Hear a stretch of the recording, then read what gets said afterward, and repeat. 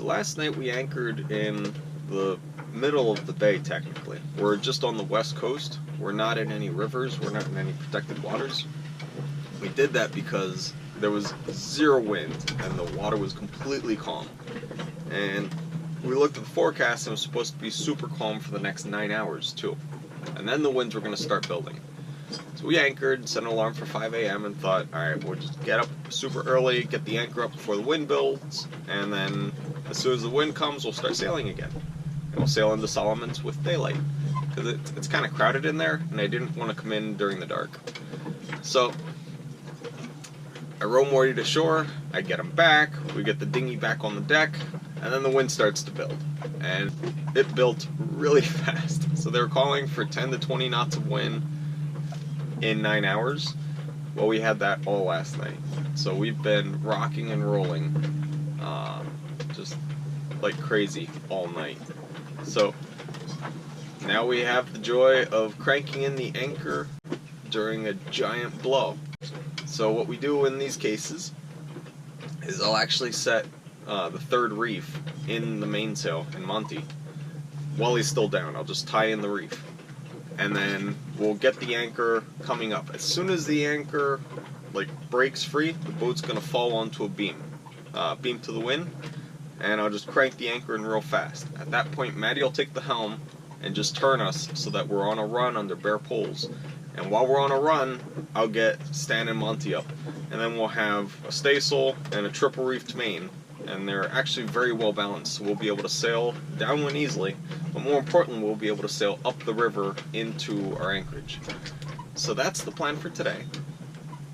And I'm going to give you guys a little tour of what it looks like during about 20 knots of wind.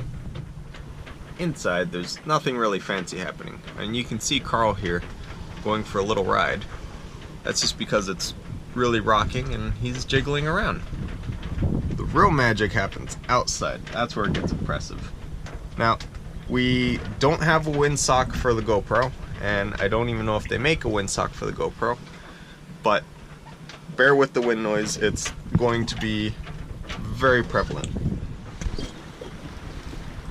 Now, outside here is where you really start to see the effects of, it's about, I'd say it's like 15 to 20 knots of wind. It's not too horrible. Last night it was bad. There was white caps all around us.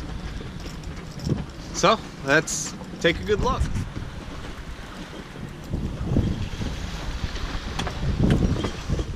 Now, waves never look as big in video as they do in real life, but these waves here are about 3 to 4 feet tall, and they're nothing too major, but they certainly make us rock a lot. So last night we were riding just ahead of this front, this low pressure that's come in, and I knew that if we stopped sailing we'd end up caught in it, so I really didn't want to stop. But the winds died and we weren't going anywhere, and the front crept over us, so I thought, oh well, once you're in hell, bathe in the fire. So we dropped the anchor, and apparently we didn't wait long enough for the new winds to arrive.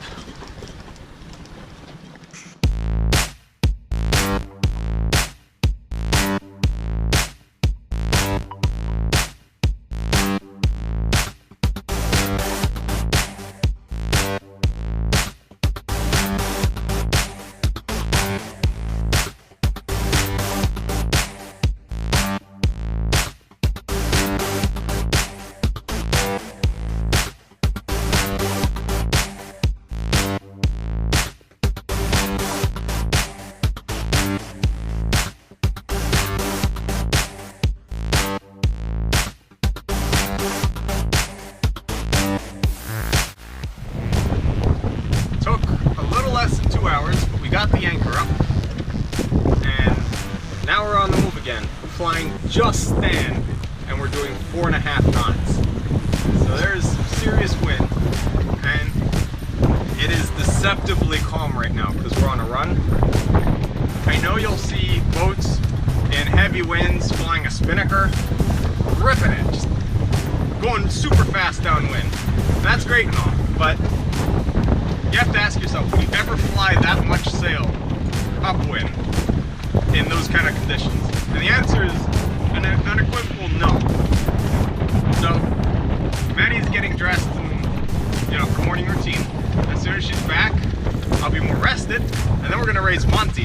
with 3 reefs in them, even though it's deceptively calm and feels not so bad right now.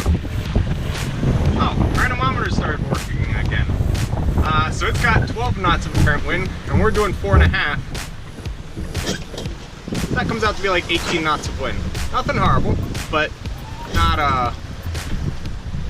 a super calm time to be raising the anchor. So, the point is, only fly downwind the amount of sail area you're willing to carry upwind. So if you see white caps, maybe it's not a good idea to set a spinnaker, because if anything happens and you go into a reach, you're going to get hit with all the wind, and you're going to really regret putting that spinnaker out.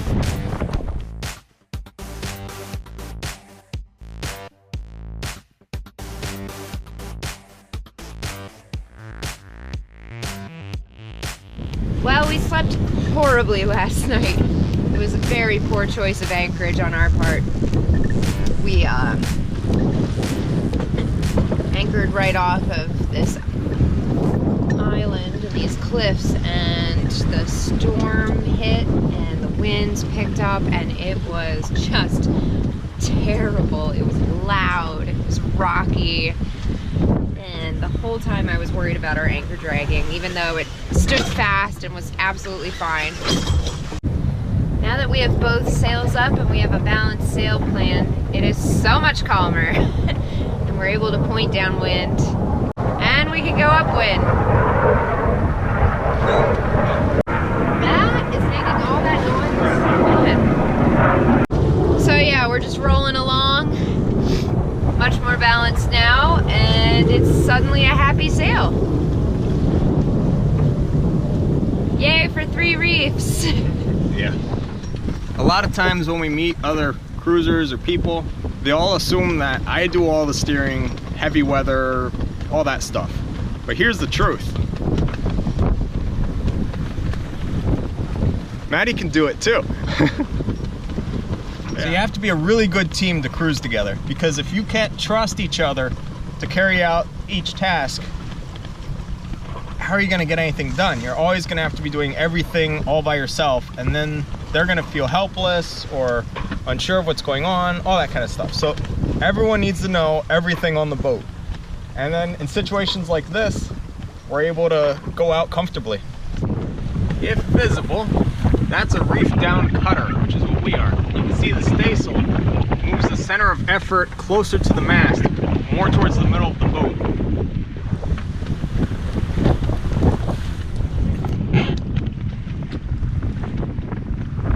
It's a cold, chilly day.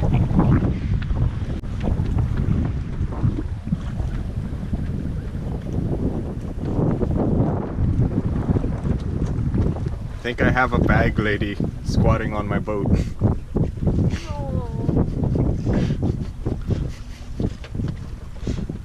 Maddie, are you cold? Yes. Do you like autumn sailing now? I just was ill-equipped. I ran out there here and my toes were all exposed. That's all. We have dropped the hook. We are here in Solomon's Island. And I took a look downstairs. And that. So we've got our work cut out for us. It was a little more rocky and wavy than we had expected it to be, and we didn't exactly prepare for that. So that's gonna be today. While Maddie works on our next upcoming episode, I'm going to tackle my tool locker. So we have a lot of stuff we think we need to bring with us, but we don't have any space, and I know I have stuff in here that I don't actually need. So my project for right now is to empty this out, figure out what I actually want to keep, and then put that back organized, and then the rest we don't take with us.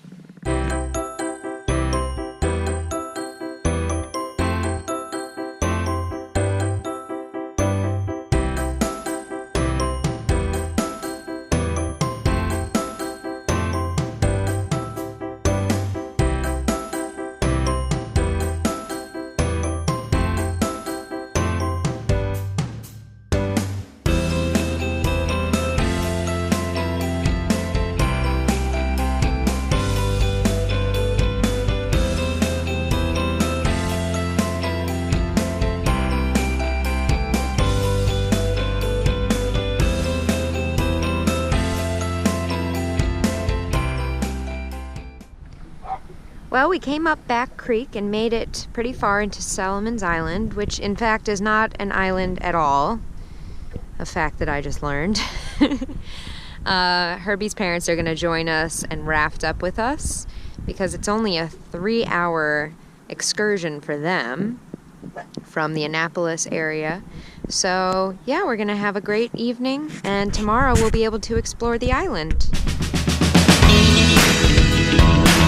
Next time on Sailing Wisdom, it's a cold, rainy day, but Herbie's mom and I make light of it and drink wine.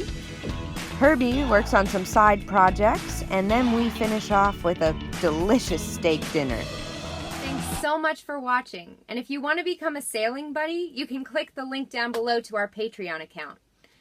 Don't forget to like this video and subscribe to our channel. And when you click subscribe, make sure you click on the little bell in the annotation. That way you get notifications as soon as our next video is uploaded. Thanks so much.